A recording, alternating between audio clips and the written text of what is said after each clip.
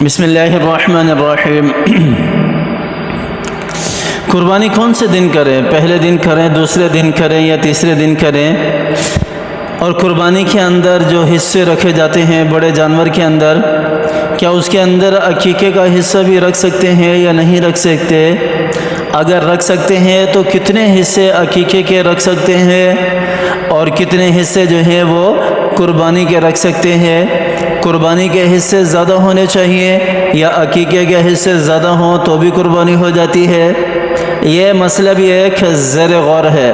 اکثر لوگوں کو اس کا پتہ نہیں ہوتا۔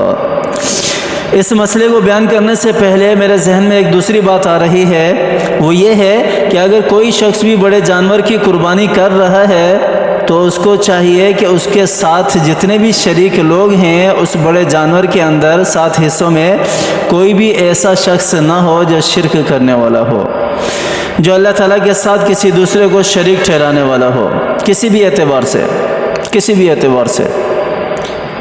اگر وہ اللہ تعالیٰ کے ساتھ کسی کو شریک کرنے والا ہے، اگرچہ وہ خود کو مسلمان ہی کہتا ہے، کلمہ گو ہی کہتا ہے، سمجھ لو کہ سب کی قربانی ضائع ہو جائے گی، کسی ایک کی قربانی بھی نہیں ہوگی۔ تو قربانی کا جو جانور ہم اتنا مہنگا لے کر آتے ہیں تو اس قربانی کے جانور کو ذبح کرنے سے پہلے یا اس کے اندر جو پتی حصہ رکھنے والے ہیں ان کو جانچ کر پھر حصے رکھے جائیں کہ کوئی اس کے اندر مشرک نہ ہو۔ اب قربانی پہلے ہی دن کریں، دوسرے دن کریں یا تیسرے دن کریں، تو پہلے دن کر لو یا دوسرے دن کر لو یا تیسرے دن کر لو، ثواب اتنا ہی ملے گا۔ یہ نہیں ہے کہ اگر دوسرے دن قربانی کی تو ہمیں ثواب کم ملے گا، اگر تیسرے دن قربانی کی تو اس سے بھی ہمیں ثواب کم ملے گا، ایسا نہیں ہے۔ جتنا ثواب پہلے دن سب سے پہلی قربانی کرنے والے کو ملتا ہے، اتنا ہی ثواب آخری دن عصر سے پہلے جو قربانی کرے گا اس کو بھی ملے گا۔ اب قربانی کے جانور کے اندر عقیقے کا حصہ رکھ سکتے ہیں یا نہیں رکھ سکتے؟ عقیقہ پہلے سمجھیں، عقیقہ کہتے کس کو ہے؟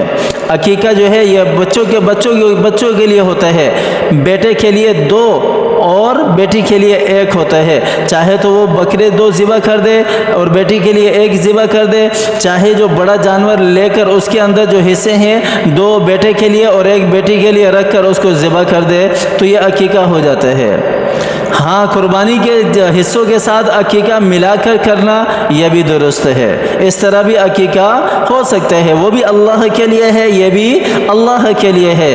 یہاں پر کوئی شرک والا عمل کوئی بھی نہیں ہے کہ ہم کہیں کہ یہ عقیقہ نہیں ہو سکتا، عقیقہ ہو سکتا ہے۔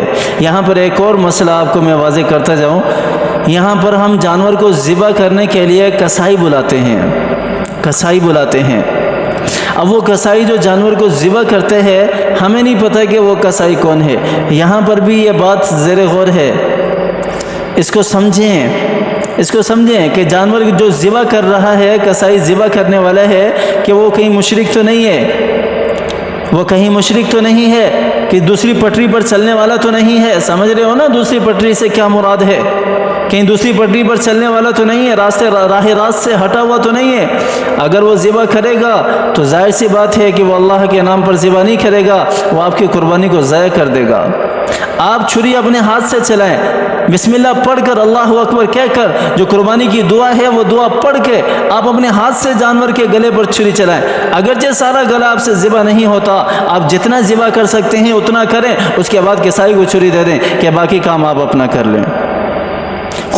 چھری خود چلائیں جو قربانی کر رہا ہے۔ اور افضل عمل بھی یہی ہے کہ بندہ خود ذبح کرے۔ میں اپنی قربانی خود ذبح کرتا ہوں، بلکہ محلے والے بھی مجھے اٹھا کے لے جاتے ہیں، سوسائٹی والے بھی اٹھا کے لے جاتے ہیں کہ مولوی صاحب ہمارے جانور کے جو ہے اس کو بھی ذبح کر دیں، تکبیر پھیر دیں اس پر بھی۔ کوئی مشکل نہیں ہے، جانور کو ذبح کرنا کوئی مشکل نہیں ہے، بالکل آسان ہے۔ تھوڑی سی سمجھ اور تھوڑا سا دل کے اندر سے خوف کو نکالنا ہے، بس، اور کچھ بھی نہیں ہے۔